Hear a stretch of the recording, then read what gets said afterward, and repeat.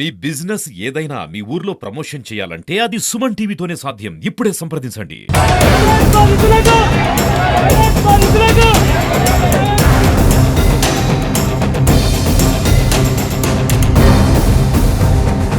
Welcome to Suman TV. ప్రస్తుతం మనం మొబ్బా జిల్లా బయ్యారం మండలంలో ఉన్నాము. ఇక్కడ ఒక కిరాణా వ్యాపారి కైరంకొండ గణేష్ అనే ఒక వ్యాపారి 30 కోట్లతో ఉడాయించిన వైనం ఇక్కడ జరిగింది. ఒక్కసారిగా బయ్యారం ఉలిక్కిపడే సంఘటన ఇది. ప్రస్తుతం మనతో బాధితులు ఉన్నారు, వాళ్ళని అడిగి తెలుసుకునే ప్రయత్నం చేద్దాం. చెప్పండి, మీ పేరు? దాసరంగానండి. కూలి బరిగొడ కాసుకొని బతికేటోని. ఏం జరిగింది అసలు? మోసం చేసి వడ్డీ ఇస్తానని చెప్పి ₹2 వడ్డీ ఇస్తానని చెప్పి లక్షన్నర తీసుకుని పోయిండు మోసం చేసి. మీరు ఎలా నమ్మారు మరి? ఎమ్మెల్యే కాబట్టి మంచి మాటలు చెప్పి చీప్ మాటలు చెప్పిండు. మీరు ఎంత ఇచ్చారు? లక్షన్నర సార్. మీరు ఎంత ఇచ్చారు? లక్షన్నర ఇచ్చారా? మనతో పాటు బాధితులు ఇంకొకరు ఉన్నారు, చెప్పండి సార్. సార్ ఇక్కడ పుట్టి పెరిగింది బయ్యారంలో ఆయనే. ఒక 60 సంవత్సరాల నుంచి వచ్చి ఇక్కడ స్థిరపడిపోయిండు. దానివల్ల ఆయనకు కిరాణా కొట్ల వస్తూ పోతూ కిరాణా సరుకులు తీసుకుంటూ నమ్మినాము. దాన్ని తోడుగా చేసుకొని మనిషికి ఒకటికి లక్ష కాంచి 2 లక్షల కాంచి దాదాపు 40-50 లక్షల వరకు ప్యాక్ చేసుకొని మేము ఇప్పుడు ఇస్తాం అప్పుడు ఇస్తాం రేపు ఇస్తాం మాపిస్తాను కూడా మభ్య పెట్టుకుంటూ ఈ లోపల మొత్తం చదువుకొని బయటికి వెళ్ళిపోయిండు. మీరు ఒక 60 సంవత్సరాలు ఇక్కడ తన స్థానికుడే ఉండడం వల్ల మీరు నమ్మారని చెప్పేసి అంటున్నారు. వాళ్ళ తాతల కాలం నుంచి ఇక్కడ వాళ్ళు ఉన్నారు, వీళ్ళు నమ్మారు. అంటే మీకు ఏమని మాటలు చెప్పి మీకు నమ్మబలికారు? ఏమంటే నా బిడ్డకి కొంచెం ఫీజు కట్టాలి, డబ్బులు లేవు, కొంచెం దయచేసి ఇస్తే నా పిల్ల బతుకుతుంది, మీకు కూడా అవసరంతో కిరాణా సరుకులు ఇస్తా లేకపోతే వడ్డీ ఇస్తా, అది మభ్యపెట్టి జనాన్ని ఉసిగొలిపి ఇట్లాంటి టార్చర్కి భరించలేక కొంతమంది ఏడుచుకొని మొచ్చుకుంటా అసలు ఘోరమైన పరిస్థితులు అండి. చెప్పుకునే పరిస్థితి లేదు. ఏం చెప్పినా కూడా సరైన నాయకులు కూడా ఎవరు స్పందించట్లేదు. దానికి అనుగుణంగా ఎవరైనా మాట్లాడుతున్నారో ఎవరు కూడా మాట్లాడలేదు. దానికి మీ గవర్నమెంట్ కూడా టేకప్ చేసి దానికి కొద్దిగా పరిష్కరించాలని కోరుకుంటున్నాం అండి. మొత్తం ఎంతమంది బాధితులు ఉన్నారండి? దాదాపు 150 మంది దాకా ఉంటారండి. మొత్తం ఎంత అమౌంట్, అంటే ఎంత మొత్తము తను? 60-70 మంది ఉన్నారు. లక్ష లోపల 60-70 మంది. చెప్పండి సార్. ప్రస్తుతం మనతో పాటు ఇంకొకరు ఉన్నారు బాధితులు. సార్ చెప్పండి, మీకు అంటే మీరు ఎంత వరకు మోసపోయారు? నేను 15,50,000 మోసపోయినా. 15,50,000. ఎలా నమ్మారు సార్? అంటే 15,50,000 అంటే మీరు ఏం చెప్పారు? మా క్లాస్మేట్ చిన్నప్పటి నుంచి కలిసి తిరిగినాం. ఇదే షాపు. వాళ్ళ నాన్న వాళ్ళ తాతల కాంచి తెలుసు మాకు, కాబట్టి ఆ నమ్మకం మీద ఇచ్చేసినాం. మేము ఏయటం కాదు, పేదోళ్ళు ఒక 70 మంది ఉన్నారు, లక్ష రూపాయలు ఇచ్చిన వాళ్ళు. వాళ్ళందరూ ఏంటంటే వాళ్ళ కిరాణా షాప్ ఉంది, సరే ఒక ₹2 ఒకటి ప్లేస్లో ఆ 2,000 కింద కిరాణా అన్న తీసుకోవచ్చు అని పేదోళ్ళు లక్ష లోపు ఉన్న వాళ్ళందరూ చాలా వరకు 60-70 మంది ఇచ్చి అంత పేదోళ్ళే. మళ్ళీ ఇలా కిడ్నీ పేషెంట్లు ఉన్నారు, హార్ట్ పేషెంట్లు ఉన్నారు, షుగర్ పేషెంట్లు ఉన్నారు, అందరు ఇబ్బంది పెడతారు. ఏదైనా సరే గవర్నమెంట్ దీన్ని సీరియస్గా తీసుకొని వాళ్ళని అరెస్ట్ తీసుకొచ్చి బయారం తీసుకురావాలని కోరుకుంటున్నాం. అంటే మామూలుగా ఎక్కువ వడ్డీ ఇస్తామని చెప్పేసి నమ్మబలికి మీ దగ్గర పైసలు తీసుకున్నారా, లేకపోతే ఎక్కడ ఇన్వెస్ట్మెంట్ చేస్తాము అంటే నేను పెట్టే ఒక కార్యక్రమంలో కాదు ఒక బిజినెస్ లో పెట్టండి అని మిమ్మల్ని ప్రోత్సహించారా? మమ్మల్ని బిజినెస్ లో ఏం పెట్టలేదు. ₹1.5 అందరు ₹1.5 వడ్డీ ₹2 వడ్డీ లోపే ఇచ్చారు. అందరు కూడా అంతా పేదవాళ్ళే ఇచ్చారు. ఇచ్చిన ఆయన ఇన్వెస్ట్ రియల్ ఎస్టేట్ లో పెట్టుకుంటా అని చెప్పింది అందరికి. రియల్ ఎస్టేట్ లో పెడుతున్నా, నాకు డబల్ వస్తాయి, మీ వడ్డీ మీకు న్యాయం ఇస్తా అని చెప్పి తీసుకెళ్ళండి. మనతో పాటు మరికొందరు బాధితులు కూడా ఉన్నారు, వాళ్ళని కూడా అడిగి తెలుసుకునే ప్రయత్నం చేద్దాము. సార్ చెప్పండి. నేను బయ్యారం నివాసిని కోయగూరి రామకృష్ణారెడ్డిని. గణేష్ ఇంటి దగ్గరనే మా ఇల్లు. అతను వైఎస్ యాకబ్ రెడ్డి అని ఉన్నాడు ఒకతను. ఇద్దరు కలిసి వచ్చి మా ఇంటి చుట్టూ నేను ఇలా మహబూబాద్ల మన అమరావతిలో రియల్ ఎస్టేట్ చేస్తానా, 2 ఎకరాలు కొన్నా, 3 ఎకరాలు కొన్నా, ఆడ 2 ఎకరాలు ఇంకా 3 ఎకరాలు కొన్నా, భూమి అయిపోయింది, ఇక రిజిస్ట్రేషన్ కోసమే డబ్బులు తక్కువ పడ్డాయని మోసం చేసి నా దగ్గర 15 లక్షల రూపాయలు తీసుకున్నాడండి. 15 లక్షల రూపాయలు తీసుకొని ఇరేపిత్తా మాపిత్తా ఏమైరంటే ఈ ప్లాట్ చేసినా ఆ ప్లాట్ చేసినా ఎలక్షన్ కోడ్ వచ్చిందంటున్నాడు. మేము ఆ ప్లాట్ రియల్ ఎస్టేట్ అంటేనే నమ్మించినాం, కానీ ఈరోజు మనం ఇంత మోసం చేస్తాడు అనుకోలేదు. తీర పోయేనాడు కూడా ఈ 15 లక్షల రూపాయలు నీకు ఎల్లుండిస్తా, ఇంకొక ₹1,00,000 ఇవ్వని మా ఇంటి చుట్టూ తిరిగిండండి. మా దగ్గర లేవనంటే మా అబ్బాయికి ఫోన్ చేసి మన కొడుకుతోటి ఫోన్ చేయించుకొని వాడు కూడా లేవంటే ఒక్క 50,000 కొట్టమని 50,000 కొట్టించుకొని ఆ రాత్రే ఉడాయించిండండి. మేము ఎంత మా అమాయకంగా చిక్కినామంటే వాళ్ళ కిరాణా కొట్టు నెంబర్ 1 పొజిషన్లో ఉన్నది బయ్యారంలో. ఇత్తడు యాడిపోడు, వాళ్ళ నాయన కానించి వాళ్ళ తాత కానించి మాకు బాగా పరిచయం, వాళ్ళ మాట మీద ఉండేటోళ్ళు. వీడింత మోసం చేసి ఇంత భార్య పిల్లలను తీసుకొని ఇట్లా పోతాడు అనుకొని మేము ఊహించలేక, ఇంటి దగ్గర ఇల్లే మా ఇల్లు, ఎదురుగా ఇల్లే, మమ్మల్నే మోసం చేసింటే ఎప్పుడు పోయింది తెలియదు, ఎప్పుడు ఇది అయింది తెలియదు. అది జరిగిన ఇక్కడ ఇంకా స్థానికంగా కూడా మహిళలు కూడా ఉన్నారు. ఇక్కడ మహిళలను కూడా అడిగి తెలుసుకునే ప్రయత్నం చేద్దాము.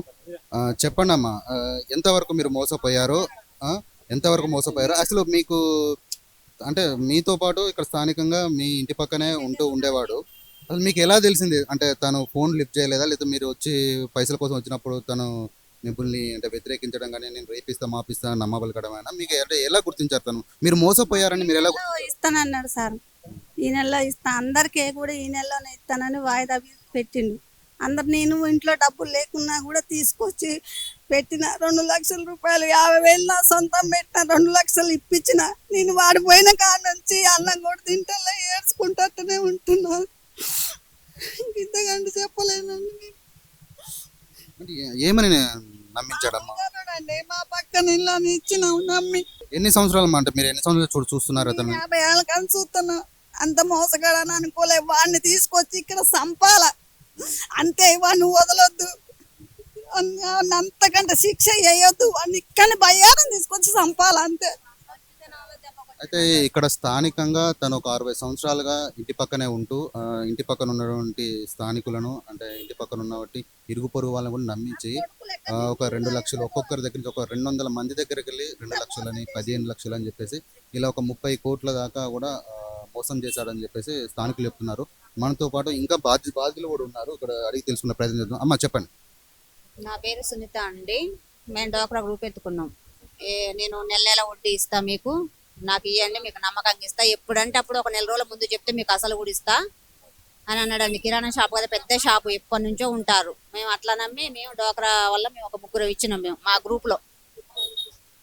ఇక 3 నెలల నుంచి వడ్డీ ఇవ్వట్లేడు. అడుగుతంటే ఇక మీకు అసలు ఇచ్చేస్తా, అడగమాకండి తిట్టమాకండి అని అన్నాడు. ఈ లోపే అన్ని చదువుకుని వెళ్ళిపోయిండు. అంటే అమ్మ, మీకు ఇక్కడ అంటే ఒకరికి ఒకరు ఇచ్చినట్టుగానే మీకు తెలియదా? మీకు ఎవరికి తెలియదు? అంటే మీకు ఒకరికి కూడా మీకు తెలియదు. మీకు ఇచ్చిన విషయం తనకు తెలియదు, తనకి ఇచ్చిన విషయం మీకు తెలియదు.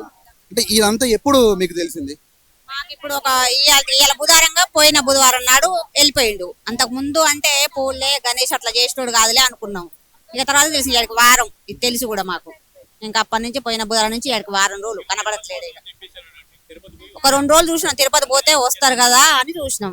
ఇంకా ఎక్కడిది ఇంకా అసలు చదువుకొని పోయిందట గణేష్. ఇప్పుడు ఇల్లు ఇక్కడ మొత్తం స్థానికంగా ఉన్నటువంటి ఇల్లు మొత్తం ఖాళీ చేసిపోయాడా? ఖాళీ చేసేపోయిండు మొత్తం. ఖాళీ మనతో పాటు ఇంకా కొంతమంది బాధితులు ఉన్నారు. వాళ్ళని కూడా అడిగి తెలుసుకునే ప్రయత్నం చేద్దాము. వచ్చినాయి డోకరా డబ్బులు వస్తే ఎంబటే ఇస్తాంలే అని వచ్చి ఇంటికి వచ్చి తీసుకొని పోయిండు. ఇల్లు కట్టుకుందాం అంటే ఇల్లు కూడా కట్టుకున్నాం, మంది ఇళ్ళ పడి ఉంటాను, ఇంటికి వచ్చి తీసుకొని పోయిండు. 1 లక్ష రూపాయలు మాకేం లేదు ఆధారు. ఇంటికి వచ్చి నేను ఇత్తలే, ఇల్లు కట్టుకున్నప్పుడు ఇత్తలే అన్నాడు. ఇటుకే ఉసుక తోలి చెడబెట్టిన, రేపిత్త మా పిత్తని తీసుకొని పోయిండు. ఇక ఇతనంగా ఇక ఏమి లేదు మాకు పరిస్థితి. ఎట్నన్నా చేసి మీరు ఇప్పియాలి. ఇక అంతే, అసలు మాట్లాడట్లేదు. అయితే ఇక్కడ ఇంకొకరు బాధితులైన ఒక వృద్ధ మహిళ ఉంది మనతో పాటు. అమ్మ చెప్పండి, మీరు ఎంతవరకు ఇచ్చారు అతనికి గణేష్? 4 లక్షలు నా కొడుకులై, నాయి 12 లక్షలు. 12 లక్షలు. ఏమని చెప్పారమ్మా? అసలు ఏం చెప్పినాకంటే వ్యాపారం అని చెప్పారా, లేకపోతే ఏదైనా ఇన్వెస్ట్మెంట్ చెప్పారు? వ్యాపారం అన్నాడు. వచ్చే నెలలు ఇస్తానన్నాడు. మాకు ఇస్తాను, ఏం భయపడవద్దు, నీకేం బాధపడవద్దు అని అన్నాడు. ఇప్పుడు తలకాయ నొప్పి, ఇవన్నీ నడువులు గిట్టి ఇవన్నీ బేక్కొస్తానే ఇక హాస్పిటల్ నుంచి రాత్రి తీసుకొచ్చారు. స్థానికంగా పోలీస్ స్టేషన్ లో కంప్లైంట్ ఇచ్చారమ్మా? ఇచ్చినాం. ఏమన్నారు పోలీసులు? ఇచ్చినా కూడా ఏం సప్పిల్ లేదు, సర్లేదు.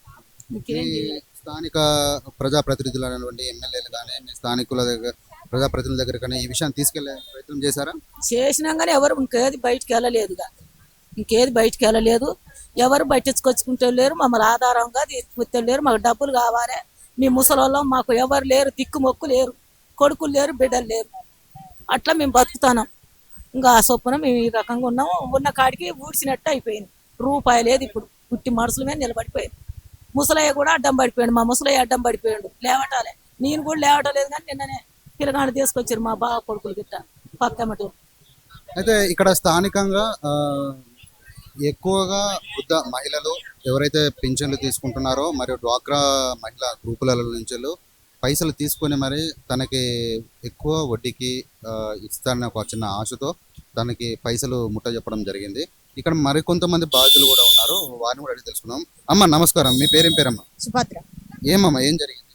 నేను మా ఆయనకు ఆపరేషన్ అయింది, భూమి అమ్ముకున్నా, అన్ని అప్పులు తీర్చి 5 లక్షలు నా కాడు ఉన్నాయి. అయితే ఏం చేసిండు, అక్క నీకెందుకు, నేను ఏ నెల ఆ నెల ఇస్తా, తీసుకో, నీకు ఏ నెల ఆ నెల నేను తప్పబోకుంటే ఇస్తా, నేను తోడబుట్టిన తమ్ముడు లెక్క చెప్తాను, అబద్ధం ఆడతలేదు అక్క అని అన్నాడు. అంటే సర్లే అని నన్ను ఇచ్చినాక మళ్ళా ఎమ్మడి తగిలిండు. అయితే మా బుజ్జోళ్ళ కాడు ఉన్నాయని ఎమ్మడి తగిలిండు, ఉంటే ఇప్పి అక్క అంటే అది బ్యాంకులో లోన్ తీసుకొని 19 లక్షలు ఇచ్చింది. ఇస్తే ఏ నెల ఆ నెల కట్టాలి, నేను ఈఎంఐలు కట్టకపోతే నన్ను బీగుతారు అది ఇదని. అది అంటే సరే అట్టనే చేస్తా బిడ్డ, నువ్వు ఏం బాధపడకు, నాది బాధ్యత, నాకు 2 ఆడపిల్లలు మావయ్య, నువ్వు ఇబ్బంది పెట్టొద్దు నన్ను, నాకు ఇయ్యాలని ఇప్పుడు 2 నెలల నుంచి పోరాడుతుంది. అది అయినా కూడా ఇయ్యకుంటే మళ్ళీ బతిలాడి ఇంకో 6 లక్షలు వెయ్యి, నీకు నేను ఎమ్మటే అయ్యి ఫోన్ పే చేస్తే కొడతా, మళ్ళీ నీకు ఎమ్మటే ఫోన్ పే చేస్తా కోళ్ళ ఇయ్యి అన్నాడు. అంటే అది మళ్ళీ 6 లక్షలు నమ్మిచ్చింది. ఇంతకుముందు 3-4 సార్లు ఇస్తే అట్లనే ఇచ్చిండు, మళ్ళీ అదే ప్రకారం నమ్మి ఇచ్చింది. అంటే ఇంతకుముందు పైసలు ఇచ్చినప్పుడు మీకు కరెక్ట్గా వడ్డీ పైసలు మాత్రం మీకు ఇచ్చేది, అసలు కూడా ఇచ్చేది? ఇయ్యలే, నాకు ఇచ్చిండు వడ్డీ, నాకు 5 లక్షలకు వడ్డీ ఇచ్చిండు, ఏ నెల వడ్డీ ఆ నెల తీసుకో అని ఇచ్చిండు. మా ఆయనకు పని చేయలేడు, ఆపరేషన్ అయింది, ఇక ఏం పని పోడు, నేను కూడా ఏం పని పోను, నాకు కూడా ఆరోగ్యం మంచిగా ఉండదు. అయితే ఇచ్చిండు. అయిపోయినాకనే మా బుజ్జి చెప్తే బుజ్జి కూడా ఇచ్చింది, లోన్ తీసుకొని ఇచ్చింది. ఇచ్చినాక ఇక ఇస్తా, మాపిస్తా, రేపిస్తా అని 10వ తారీఖు వాయిదా పెట్టిండు. సరే 10వ తారీఖు ఇస్తాడట బుజ్జి, నువ్వు ఇక ఆగవే, ఈ 2 రోజులు తాగిందని ఆగవే అంటే, నేను మా తమ్ముని కొడుకు మందు తాగిండు, 1 లక్ష రూపాయలు ఈ తమ్మి, నాకు ఇబ్బంది అవుతుంది, అందరు మా వాళ్ళు పెడతారు, నేను కూడా మా తమ్ముని కొడుకు ఇస్తా, నాకు కూడా పేరు ఉంటుంది, నేను మేనత్తాను కదా అన్న. నీ దండం పెడతా అని కాళ్ళ మీద పడి, ఇక నేను 10వ తారీఖు నీకు ఖచ్చితంగా ఇస్తా, నువ్వు నా మాట నమ్ము అన్నాడు. 10వ తారీఖు లేడు, తెల్లారి లేడు, అసలు చూస్తే లేడు, తిరుపతి పోయినామని చెప్పుకున్నాడు. అంటే మీకు ఒక టైం పెట్టాడు, ఈ రోజు ఇస్తా అని చెప్పేసి, ఆ టైంకి వచ్చేసరికి తను తిరుపతికి వెళ్ళాడని మీకు తెలిసింది. తిరుపతికి వెళ్ళాడని మీకు ఎలా తెలిసిందమ్మా? మాకు ఇక వీళ్ళు అనుకుంటా అంటేనే తెలిసింది, లేకుంటే నాకు కూడా తెలియదు. మళ్ళీ అందులోటి ఆ ఇల్లుకి తాళం వేసిర్రు, తాళం వేసేసరికి ఇట్లా పోయిండట గణేష్ అని అందరూ అనుకుంటారు. తాళం ఎవరేసిరు అని ఒకరికొకరు అనుకునేసరికి మేము పోయేసరికి ఇట్లా గణేష్ వెళ్ళిపోయిండట, అందుకే తాళాలు వేద్దానికి వచ్చినామంటే, ఏం తాళాలు వేద్దాం, ఇల్లులు కూడా అమ్ముకొని పోయిండని అందరూ అంటారు. ఇంకా అదే తెలుసు మాకు. ఇక్కడ స్థానికంగా చూస్తూ ఉంటుంటే ఒకరి తర్వాత ఇంకొకరు బాధితులు పెరుగుతూనే ఉన్నారు. ఇంకొంతమంది బాధితులను కూడా అడిగి తెలుసుకునే ప్రయత్నం చేద్దాము. డాక్టర్, నాకు కంటికి కొంచెం ప్రాబ్లం వేశారు, నా కన్ను ఆపరేషన్ చేయించుకోవడానికి కూడా ఇప్పుడు రూపాయి చేతిలో లేదు. నేను ఇప్పుడు హాస్పిటల్లో పోదా అన్నా కూడా రూపాయి లేదు. మొత్తం ఉన్న కాడికి ఆయన ఎత్తుకపోయిండు. నా పరిస్థితి ఏంది, నా భర్త మంచాల పడ్డాడు, పక్షవాతం వచ్చింది, నడవలేకపోతాడు, నా పరిస్థితి ఎట్లా అండి? ఊళ్ళో అడుకుందానో ముద్ద పెడతలు కూడా లేరు ఈ ఊళ్ళే. సార్, మనతో పాటు మరొక రైతు కూడా ఉన్నారు. ఇక్కడ మహిళలే కాదు రైతులు కూడా మోసపోయారని చెప్పేసి చెప్తున్నారు. సార్ చెప్పండి, మీ పేరు? నంది అమృతారెడ్డి అని నా పేరు. మేము ఒక రైతు కుటుంబం. ఒడ్ల డబ్బులు పడంగానే ఇప్పుడు మీకు ఆగస్టులో అవసరం ఉంటుంది కదా, ఆ తర్వాత నేను ఎప్పుడైనా కూడా వ్యాపారం చేస్తాను కాబట్టి నా దగ్గర లక్షల వ్యాపారం ఉంటుంది, మీకు ఎప్పుడంటే అప్పుడు ఇస్తా అవసరానికి అని మాయమాట చెప్పి తీసుకొని, ఏదో కొంచెం వడ్డీ ఇస్తా అని చెప్పి తీసుకొని ఒడ్ల డబ్బులు పడంగానే తీసుకొని పోయి అంతు లేకుండా పోయిండు. ఇప్పుడు ఇట్లా మీకు బిడ్డలాగా ఉంటాను, హాస్పిటల్కి వచ్చినా ఏదొచ్చినా, ఏ రాత్రి అయినా పగులైనా నేను కొడుకులాగా ఉంటా, మీకు ఎప్పుడు అవసరం ఉన్నా నేను ఆన్లైన్లో డబ్బులు చేస్తా అంటే సార్ నమ్మి మోసపోయినాం.